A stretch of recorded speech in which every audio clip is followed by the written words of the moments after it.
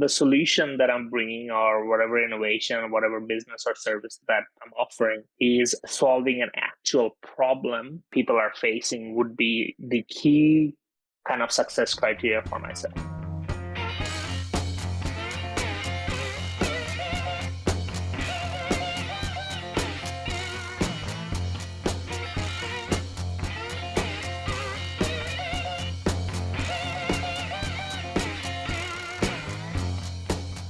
Our featured speaker today is the founder of EduGrid and the Pluralist, and a fellow of the MIT New Ventures Leadership Program with more than 10 years of experience in international education, entrepreneurship, business development, project management, sales, and marketing. Muheeb, it's a great pleasure to have you back as our featured guest today.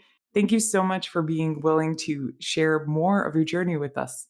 Thank you, Nancy and Spencer. It's great to be back. So I was wondering, just kind of getting right into it, if you would be willing to talk to us about some of the biggest changes you've seen in the education space over the past couple years since we've had this formal chat that you feel are kind of shaping the way we think about it, shaping online education. Sure. So as you know, like I started EduGrid just in the thick of COVID. It was an idea that I thought would take off, was a result, and could essentially fix some of the challenges everybody was facing as a lot of the learning moved online. However, since then, I have decided to put a hold on EduGrid and rethink in what direction education is moving towards. As my initial idea of having one-to-one personalized online education that would be affordable, it just did not have the right product fit in Australia. And some of the other barriers that I faced was that with institutional partners, provided we've got a huge, all our universities are basically public universities. What that meant was that they were quite reluctant to partner with an startup in the first instance, and in the second instance, partner with private organizations. Saying that, so in terms of where I see education moving to and what I've been thinking about a lot recently in terms of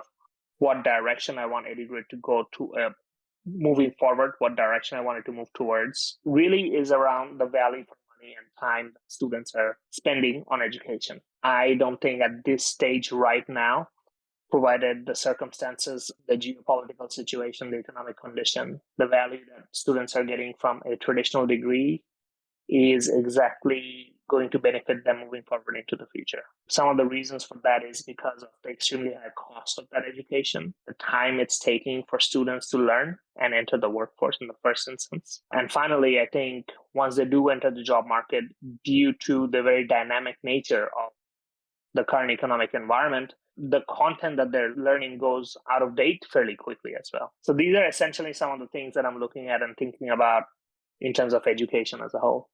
Thank you so much. I think it's actually an incredibly pertinent question around education right now in regards to things getting out of date.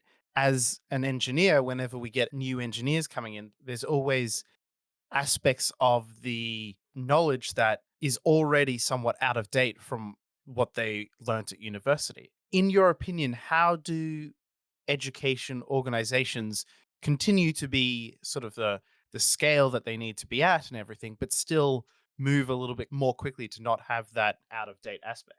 Basically, my hypothesis around this is from what I've noticed here in Australia and working with a lot of Australian universities is a lot of the universities are public. They're really large and bureaucratic. And what that means is that there's a lot of legacy systems, legacy thinking that's embedded in these institutions. On the other hand, my experience with online providers or private education institutions is that they are more willing to move quickly and they move fairly fast, but where they really compromise is the quality. And so I think there's a nice middle ground there that we need to find. And initially, my idea and concept was that if traditional education institutions partner with private organizations, they could both potentially benefit from that partnership. In the first instance, the private organization helping the university innovate and the university supporting the private organizations with their teaching and education quality. So it's essentially a win-win type of situation. What we are really finding is that the universities are instead trying to do it all, as far as I can tell, is just not working at this stage. That makes a lot of sense. I think my mind is sort of wondering, is that what you're seeing in Australia specifically? Or do you feel like that's a trend you're seeing across the globe too? Because I've been heavily involved with the universities here, I can say that yes, I've seen that here. And my limited interactions with some of the overseas markets, like in South Asia, is a similar problem. How we need to look at it is developing countries and developed countries. In the developed countries, you see a lot of legacy bureaucratic systems in place that is doing a lot of gatekeeping. But if you look at developing countries, the barrier is essentially just quality control. So they have a lot of innovation, a lot of great ideas. They're moving really fast. But what they are not able to control really well is essentially the quality of the education. So that's how I would like distinguish between the different countries that what's happening in the education sector. Sorry, can I ask a question? Please go ahead. Hello, Hey, Tini, how are you? I'm good. So I know a little bit about the UK system. And I think what happened in the UK is another aspect of what has been happening in education, I want to say in the last 30, 40 years, because in the UK, as Spencer might know, there used to be a lot of polytechnics, which were the middle ground, right? They were not full university. They were more technically focused. You know, their courses were more oriented towards what the job market needed in the short to medium run more than anything. But in the 90s, they upgraded the polytechnics to become full universities. And as a result of that, what happened is that the number of people with university degrees in the UK have exploded, but so has student debt. That doesn't mean that the quality of education people are getting has gone up. Some of them are still at the polytechnique level. They're just now paying university level, and everything has slowed down. And I feel that that might be something to bring back almost the middle institutions that used to exist, the polytechniques and the technical colleges in Australia and polytechniques in the UK. What do you think about that? Is it time to bring back the technical colleges? I agree. I think, we need to invest more in our vocational sector, like our TAFEs as well in Australia, to make sure that it's attracting a lot more students and a wide demographic of students. Your point, Tini, is really, really good. And it brings me to my next point, which is we need to really understand and further define what higher education is going to be. Is it we're looking at just degrees and we're considering that as higher education? Are we talking about technical education and the types of people that we want into these and what it means for them when they graduate from these types of colleges, right? Because right now we have a pretty big distinction. And you would know that in the Asian market or in the Asian countries, education has a level of class and status that comes with it where they're studying, right? It also translates across to the UK system, also in Australia. And I think it's becoming really critical for us to understand in a very holistic sense what education means and the outcome we want from people when they study a specific program, and manage their expectations as they study that program as well, while they're making the decision on what path to pursue for their future careers. And also leave it open for them to continuously upskill and reskill in order to change their circumstances, and as well as the economic circumstances constantly change as well, and make it affordable. I know there's like a lot of different things in there, but I do think that education has to now become a lot more holistic and dynamic if we are going to keep up with the very changing nature of jobs, economies, and essentially our environment.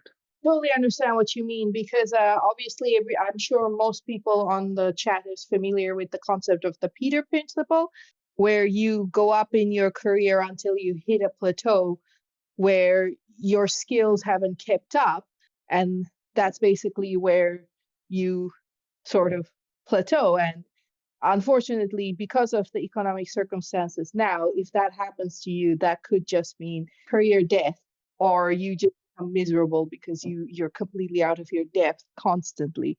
And we need to figure out a way to make sure that people don't hit the Peter Principle and actually have the right skills for their job. That's a really powerful point, Tinny. Thank you so much for that great question. I actually was wondering if I can have you hop topics just slightly. I have a question from someone else that's listening in who works at a university and is also trying to start their own business to support teaching using data analytics. And they're wondering if you have any suggestions on avoiding conflict of interest working on both simultaneously. So it really depends on what area of the university you're working at. If you're working in, like, do you want to just elaborate? Is it like operations? Are you teaching or? Teaching. Yeah, okay. I don't think there's any conflict of interest when you're working for a university versus when you're trying to do a startup on the side. Unless and until you are a direct competitor of the university, it should not be a problem just because universities tend to be really large organizations, and for them to consider it a conflict of interest which is based on direct competition, you'll have to grow into a really large organization. I will just add to that that I have no idea what international, and perhaps state to state laws are on non competes, but I might also refer that person to did they sign a non compete?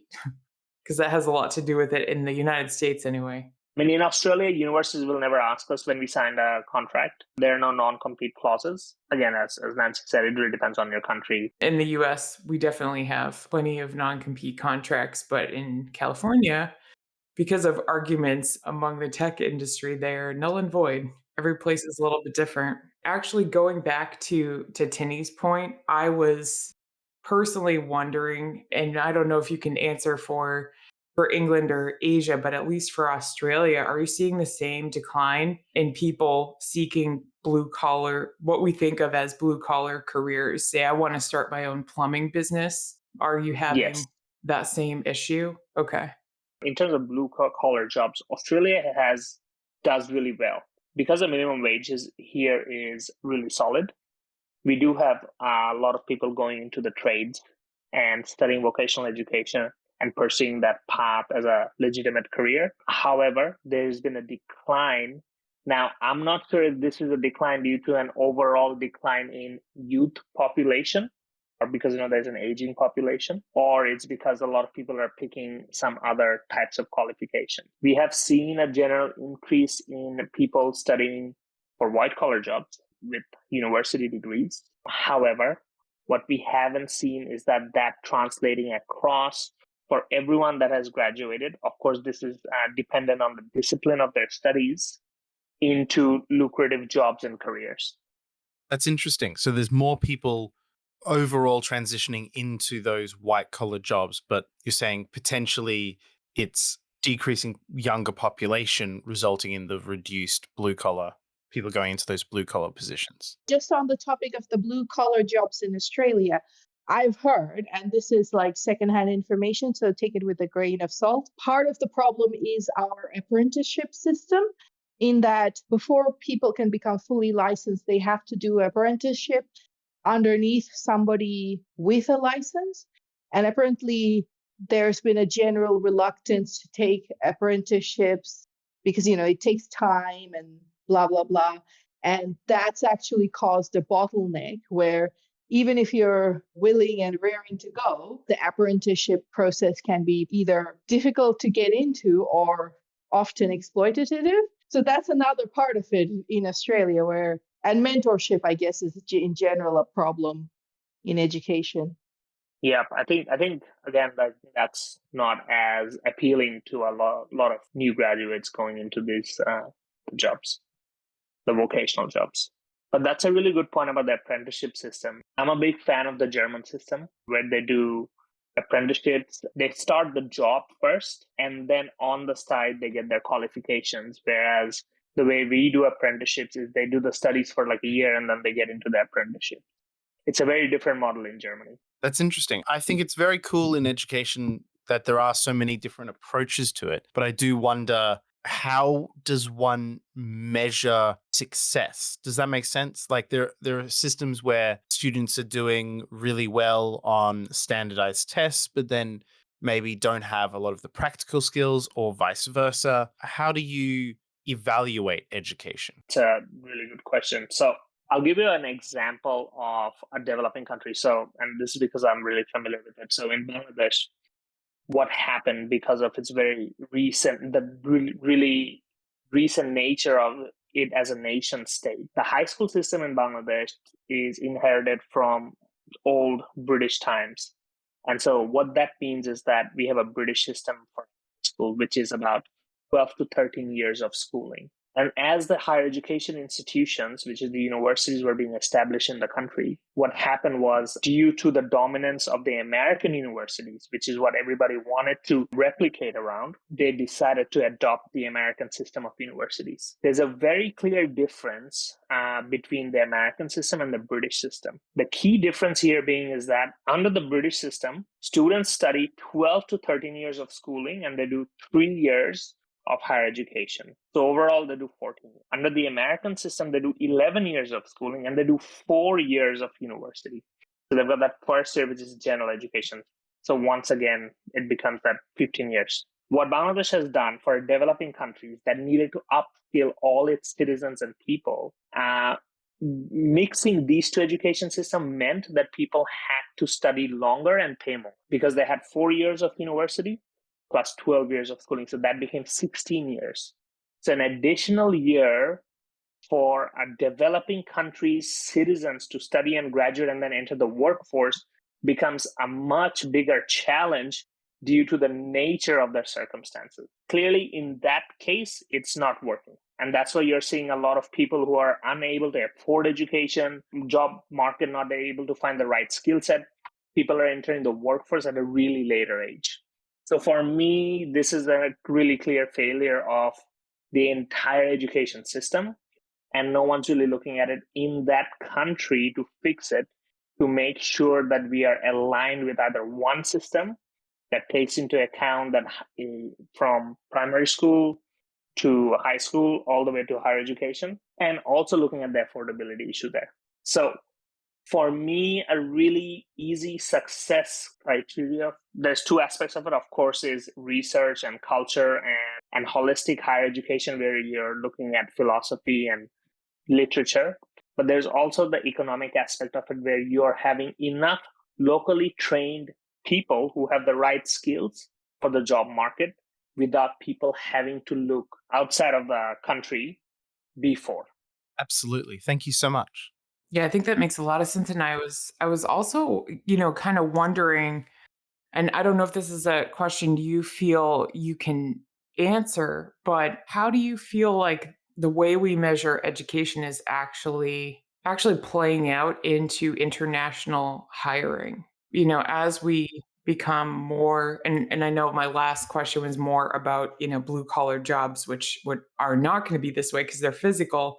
But as we have companies that have, more of an expansive international presence, how do you feel that standard of education is being, like, if I'm someone trying to decide, maybe like Spencer's career, where should I go to school for robotic engineering?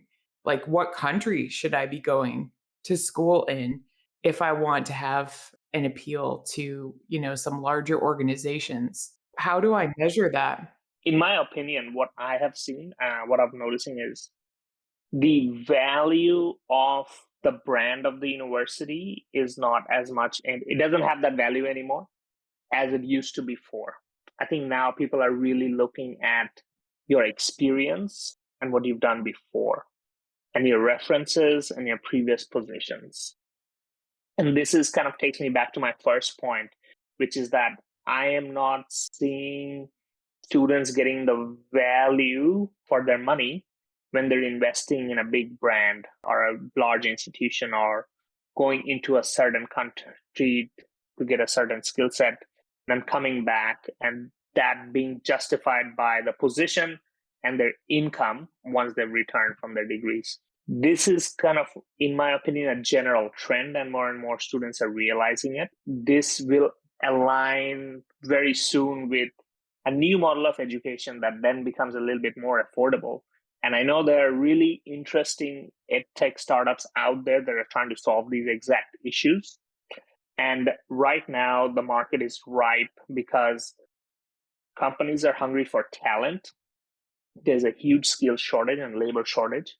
What we're going to see is that a lot of people who are going to be doing these really short courses fill these gaps in the market right now and prove that the traditional model of education and the traditional institutions are not exactly what they used to be, and there are other alternatives. So although we are seeing a lot of shift, I think it is a really exciting time to see who emerges and what format of education emerges as fit for purpose for our time in this time.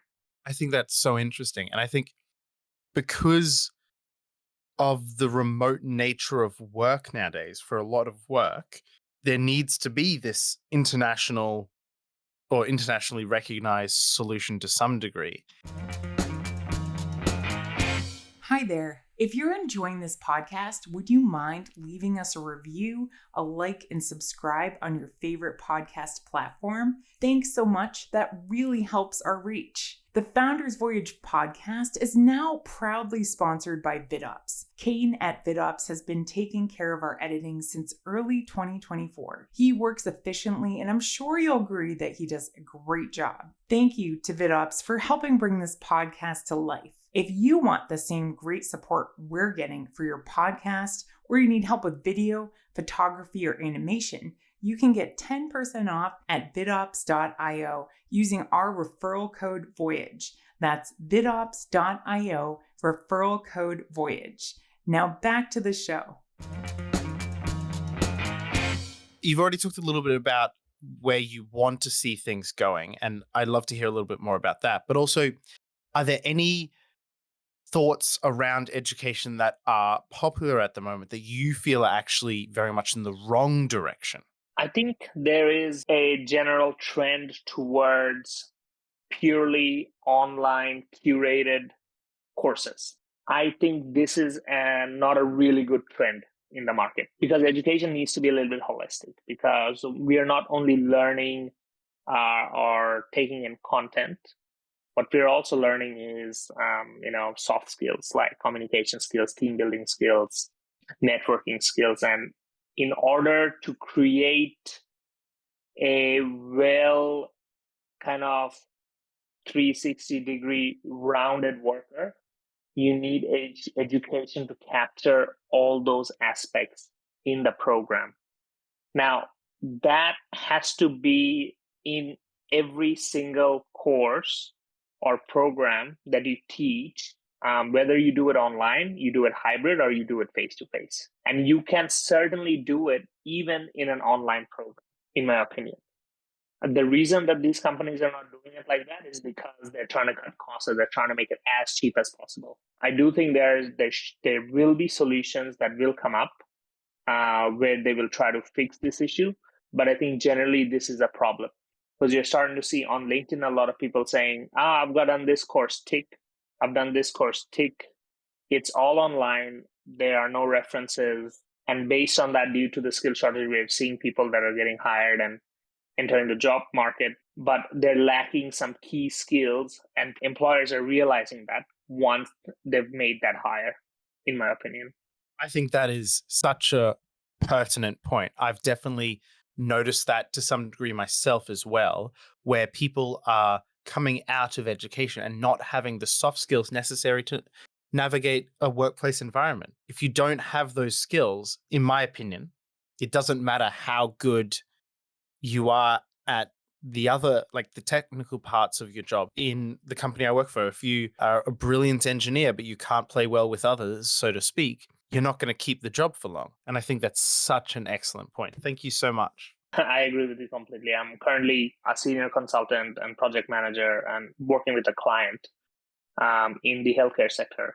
I can tell you that we have senior managers who are extremely competent and have a lot of technical skills.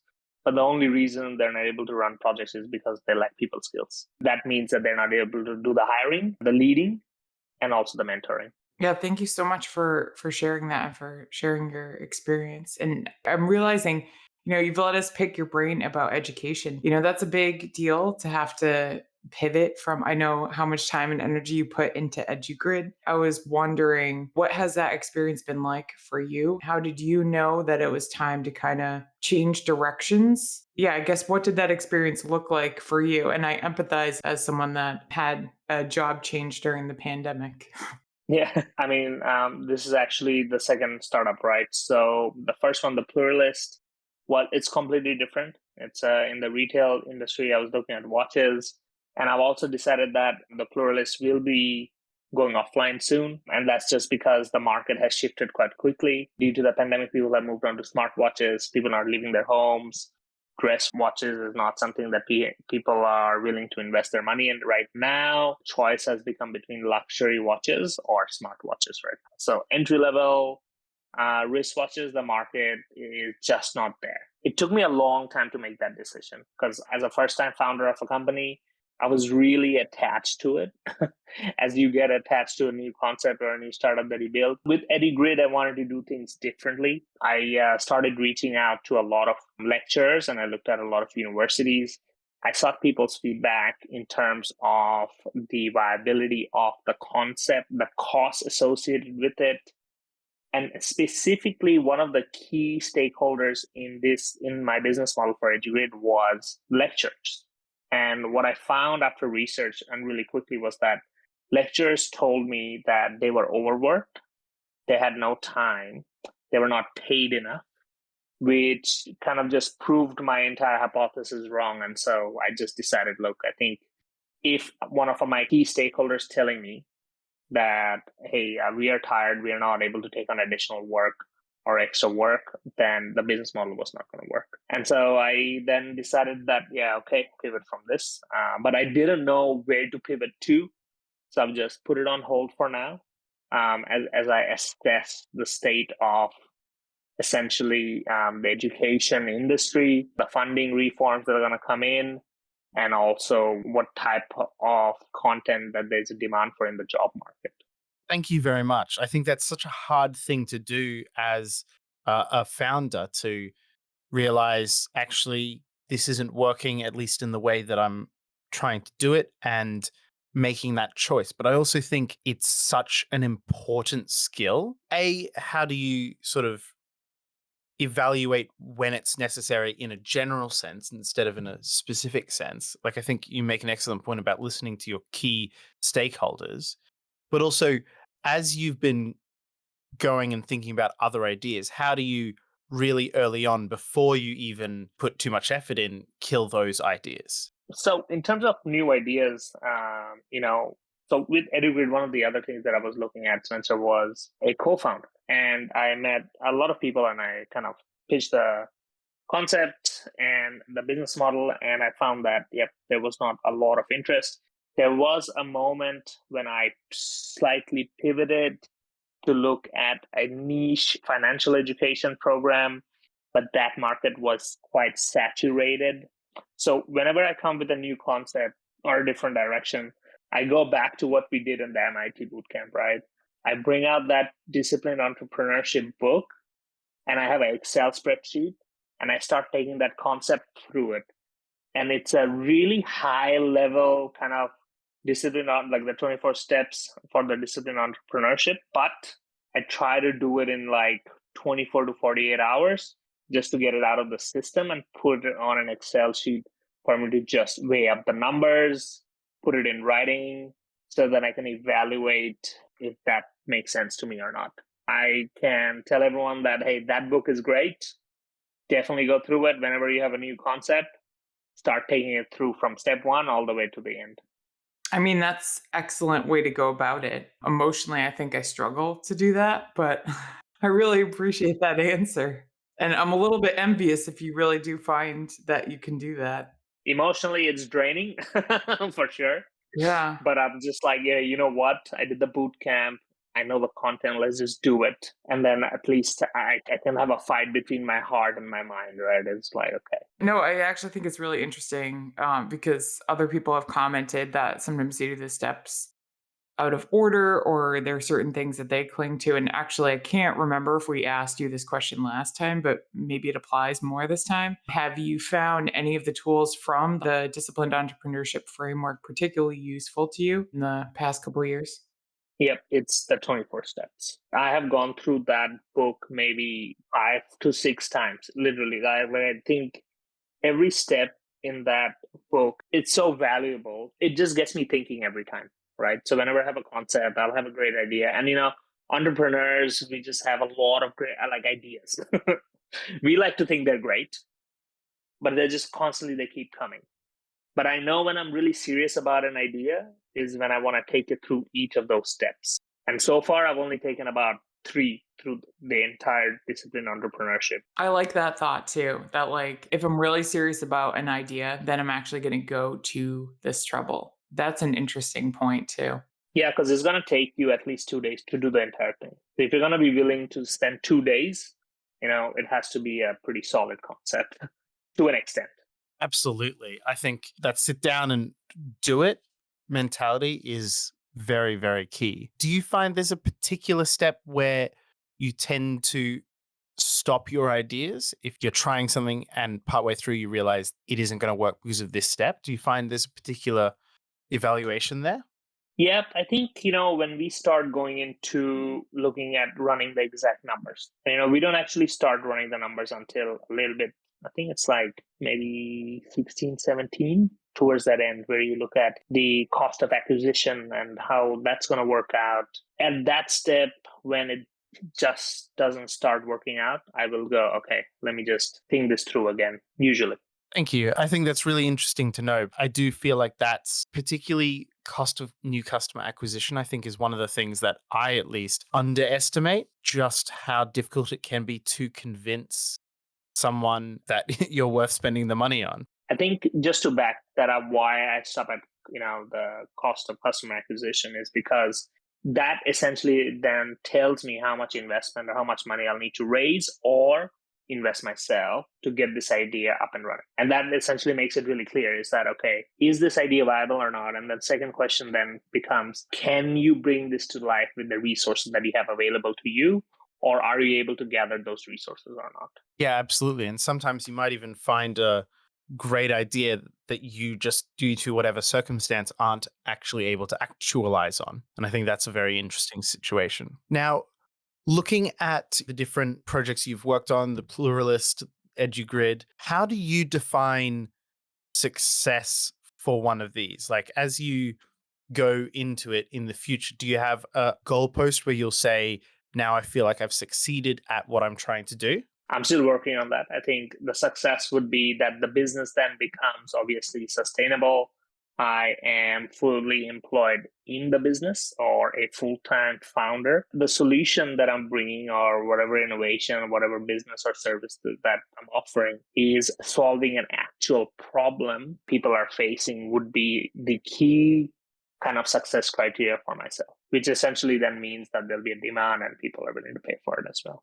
That's very concrete. I really appreciate that. Maybe not exactly hand in hand with that. I was also wondering, how you're able to kind of find your work-life balance, especially when you're in a mode where you are, kind of vetting multiple ideas at once. I know you have family to think about too.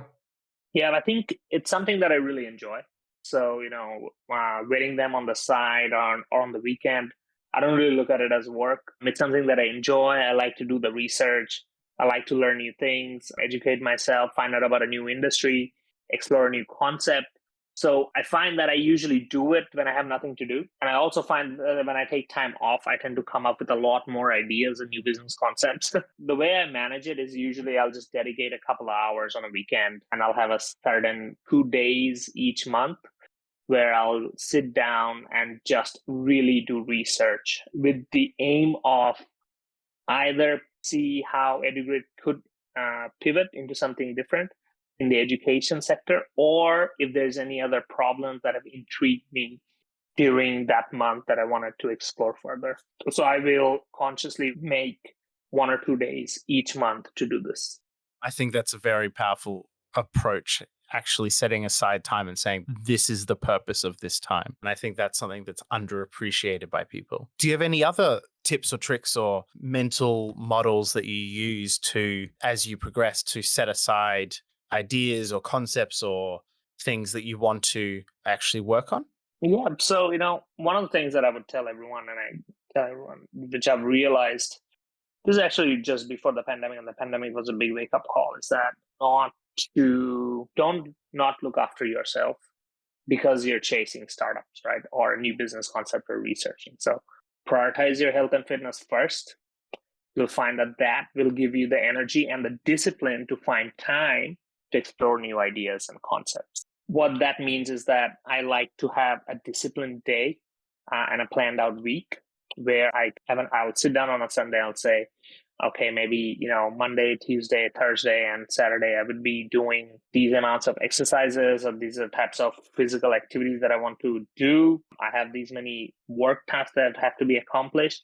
And this is when I will have my social time with my friends and families. But then I'll have to dedicate a couple hours in a day where I'll sit down and work on either EduGrid or something different around entrepreneurship or innovation. So discipline, and I find prioritizing your health in a weird way creates a system where you are forced to find time to explore these new ideas and concepts. Yeah, that's a great way to look at it. That is music to my ears. I'm always looking for ways to try to verbalize how taking care of ourselves powers us doing all the other things that we want for ourselves. And I think that is such a great point, because I haven't thought of it in terms of it does give you discipline, because it does take whether or not people realize it, it really does take discipline to make that time for your health and fitness, just like it takes discipline to pursue the health and fitness of your business. I can really appreciate how you see those things linked. You should start making some memes that we can spread for you as a way to market yourself. I really appreciate that.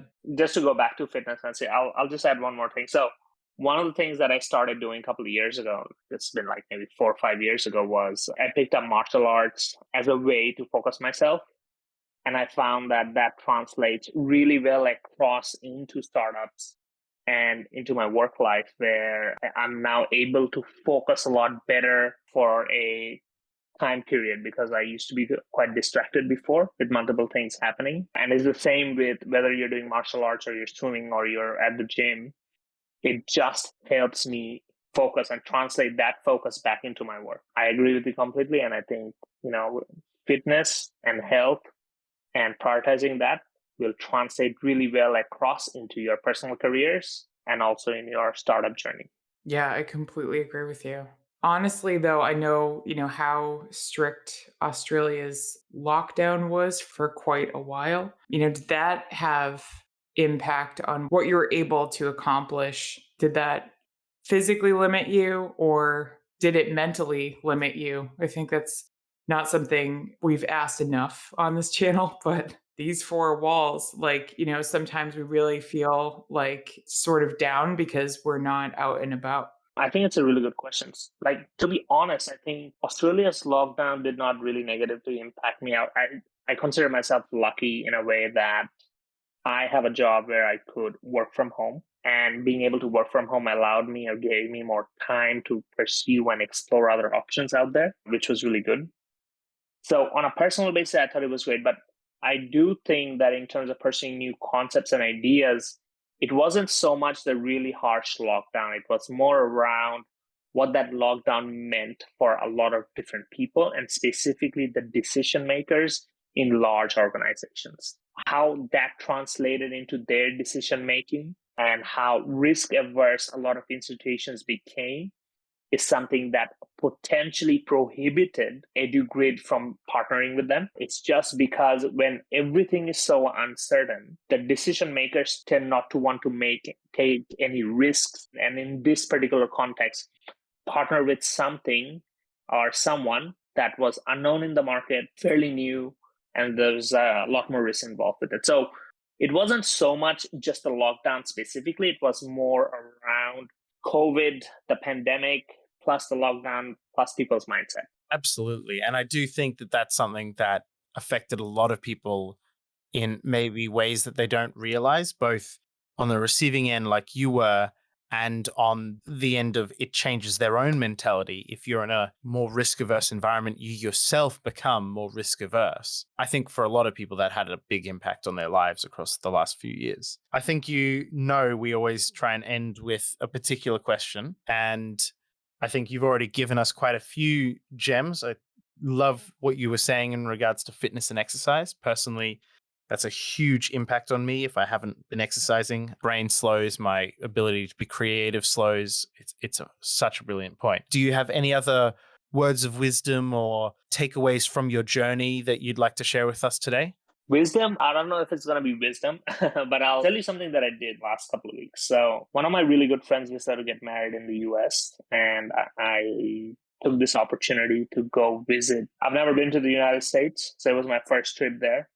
And I spent a lot of time in Washington, D.C., because I wanted to really understand American institutions, how they operate. So I got to visit the Capitol Hill, took a tour inside there. I visited all the memorials and the monuments. I spent a lot of time talking to people around how they see things going in the country, their ideas of things that are happening outside of the country, its impact. And I found that was really great. It gave me a lot of food for thought, gave me a lot of new ideas. I was really happy to meet with a lot of people from the University of North Carolina, because I went to Charlotte in North Carolina, and I asked my friend to introduce me and take me around the university. I could talk to some people. That was really interesting. So my advice, if you want to call it wisdom, is stay curious, explore what's happening everywhere, and talk to a lot of people and learn from them. Excellent advice. Staying curious is always good advice, but I like the way that you verbalized that. I had this thought that curiosity is not a solo sport. And I feel like you basically like just confirmed that in what you said. Like we need other people to kind of bounce our ideas off, not necessarily to agree with us, but just it energizes us. So I really appreciate that. Well, thank you so much for making time for this. I know, your jet lag is making it a little bit easier to be up right now. I really appreciate you taking time with us today and letting us pick your brain so much. Thank you for having me, Nancy and Spencer. Thanks everyone for your questions. It's been a pleasure. Tinny is also in Brisbane, so she's also up. It's 1 a.m. And thanks everyone for joining. Yeah, thank you also to everyone that joined us today. We really appreciate you bringing your perspective and energy to today's discussion. We absolutely love it when it's more collaborative like this. Spencer and I and the team behind Founders Voyage feel so fortunate to be part of this community with you and for the opportunity to bring you this cooperative learning experience each week. So we'd love to hear your nominations. Nominate your friends for future Saturday session guests. And we are also offering other types of sessions going into the new year. So if you want more details on that, keep an eye on the announcements channels, or you could poke Spencer or myself. We hope to see you again here next week. It will actually start right now. Start time will be an hour later. If you need help getting that onto your calendar, let us know. Thanks again for joining. Have a great day and evening ahead, everyone. Thank you so much, everyone. Thank you very much for coming on, Muheeb. Thanks, Spencer. See you guys. Have a great day. Thanks, Tinny.